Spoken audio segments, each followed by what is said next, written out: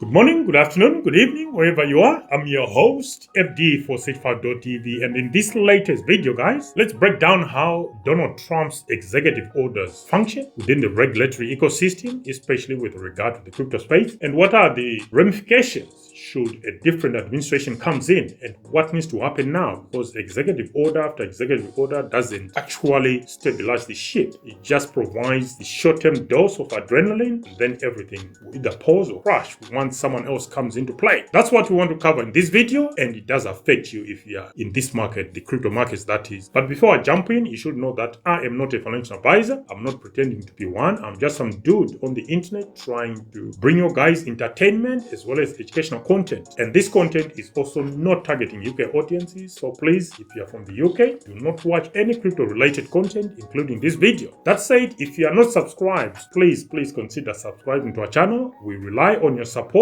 and the objective remains to keep growing our channel, and we know with your help we can do that because you hold all the power. So, the power and performance of presidential executive orders that Donald Trump seemed to be making the cornerstone of his presidency during this second term. Let's start by looking at the scope. Executive orders, or EOs, are directives issued by the president to manage federal operations. They do not create new law, but direct how existing laws are enforced. Can they stand the test of time though? Well, many executive orders have outlasted their original terms. For example, FDR's New Deal, which was an order that shaped decades of policy. However, few have become foundational without congressional legislation backing. Exact statistics on how many executive orders have transformed into permanent law are limited, but generally, executive orders that serve to clarify or tweak existing laws often endure, especially if coded by subsequent legislation or executive precedent. So that is quite important. You need the underpinning of legislation. Without that, it could be a house of cards, people, a house of cards. So if you are too excited about specific executive orders, just know that someone can pull it away without any notice, and then everything crashes. Next, you got executive orders that are seen as overreach or policy driven and are often reversed or altered by administrations of the opposite party. That's what I was just trying to allude to. So we need to be careful what we're cheering about. Do we want something just for the quick fix, sudden injection of adrenaline, or we want something that is permanent for the market? If you want the market to establish strong foundations, you probably want legislation to underpin everything that is happening within this market, not just executive orders. Some of them for no reason whatsoever, if you ask me. Just go look at all the other executive orders that have been passed. Some of them don't make any sense. The Congress path would have been the better option. I'm being critical, but I must also give credit where it's due. I think Donald Trump is actually, if anything, is actually drawn attention to our markets, the crypto markets, that is, to actually bring it in public view, have debates, and hopefully become mainstream. So mostly he's doing great, but he needs to sort certain things out. We probably want to see more legislation being passed over these things than his executive orders that may not stand the test of time, because reversals by new presidents are quite possible. History shows that many executive orders, especially contentious ones, are undone. For example, President Trump reversed several of Obama's immigration and environmental orders. Biden reversed parts of Trump's orders on climate and federal hiring. So what can stop the next person doing the same? So in short, unpopular or highly partisan executive orders have a high chance of being reversed unless solidified by Congress. That's why I keep saying legislation is quite important. And it is worth noting that Congress actually has more power, or when it comes to legislation, it's got more power and it matters than just these executive orders Trump is giving like confetti or signing like confetti. Congress is foundational authority. Only Congress can pass laws that bind future administrations. Executive orders are inherently fragile, subject to shifts in political power. And let's not forget checks and balances as well. We don't want him to keep issuing executive orders. There might be another, if we think this is good, the next person might be crazy about executive orders or on executive orders, but coming from the other side, which won't be good. They'll be passing executive order after executive order to thwart the growth of our industry. Is that a good thing? No. So if an executive order oversteps, whether it's good for us or not, let's look at it on the balance of things. It's not good. It's just not good, because if he can do that for something to benefit us in the short term, someone can do the same for something to harm us in the short term the next time someone is in office. So let's be balanced. You got some influencers and YouTubers screaming like kids without doing any analysis, guys, you need to adult up, grow up, and look at things like an adult, knowing these short-term benefits are not good. You want things to be sustainable. You want things to be long-term. Now, let's move on to the risks ahead that I foresee for the crypto industry because of these executive orders. Because the dangers posted by crypto-related executive orders, regulatory whiplash where sudden policy changes via executive orders like directing agencies to regulate stablecoins or illicit finance can disrupt nascent markets, uncertainty over enforcement, firms may hesitate to invest, or innovative executive orders yield shifting expectations. Next, let's look at the reversal risk under future presidents. If a hostile or crypto-neutral administration was to come in, it could quickly unwind executive order-driven regulations, creating operational confusion. That's quite possible, and it is a real risk. We need to be watchful of that. Without congressional clarity, market participants would face a yo-yo of policy direction. Again, a reasonable prospect, a realistic prospect. So the importance of congressional action is quite key here. Only laws passed by Congress provide long-term regulatory clarity for the crypto markets. For example, if Congress were to codify crypto compliance standards or define digital assets under federal law, that framework will be far more resilient than any executive order that Trump is signing at the moment. Not a criticism per se about his intentions, is the tool he's using to bring forth some of his objectives. That's what I'm querying here and I'm trying to highlight. So I'm not criticizing his intentions, is the tool. He's using the wrong tool. That's my take. Why not just go to Congress? It might take a little bit longer. It might not bring any good marks to your short-term popularity, because I understand that Donald Trump is crazy about poll ratings. If his rating lower, he's not happy, or he's trying to divert attention from certain parts of his administration so far that he's not comfortable with. He's using executive power just to divert attention. I have no idea. You make the decision, guys. I mean, if we move on to recent examples within the crypto adjacent executive action, there are some widely publicized crypto-specific executive orders that both Biden and Trump have signed. For example, Biden, back in 2022, he signed an executive order on digital assets. He directed federal agencies to assess risks and opportunities of digital assets, including consumer protection, financial stability, and innovation. On the back of that ambiguous executive order, it seemed at the time to be a good executive order, but when it came to its implementation, it was actually being used for other reasons. And I think Elizabeth Warren had something to do about that. So it wasn't good at all. The dangers came in the form of agency action, like enforcement from Treasury and the SEC, but that could be retraced, and it was retraced by Trump when he came in. And we saw some changes at the SEC. Gary Gensler left like a chicken, his tail between his legs, a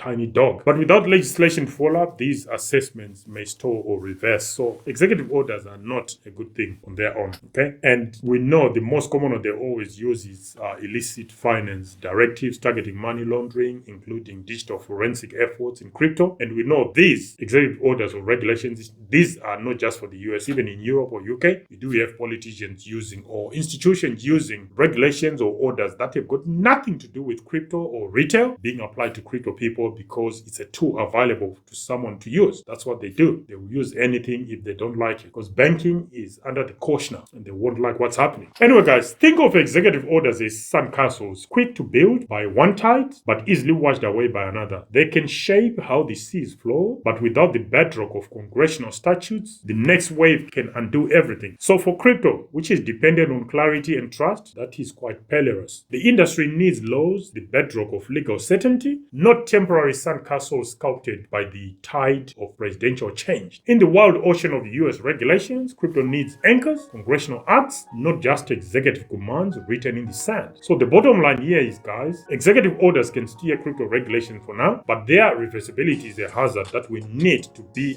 wary of moving forward. Lasting control and confidence for the industry requires Congress to step up and legislate decisively. So my call to you guys is, if you really care about this space, when you see these executive orders, you need to take an objective view. This is not good for the future. It's good for now, but for the future it's not good. And we are not going into the now, we are going into the future. So what do we need? If it's all about the future, not about the now, that's what we need to focus on. You don't create regulations based on the color of a candle or the chart of a candle. We don't do that. Regulations are for the long term. We're talking of market stability. That's what we should be after. So if you are one of those influencers or YouTubers who scream at the top of your voice like a young girl when you hear about favorable executive orders, please take note. It cannot be good for the future. Until the next one, guys, FD for 65.tv signing out for now. Bye.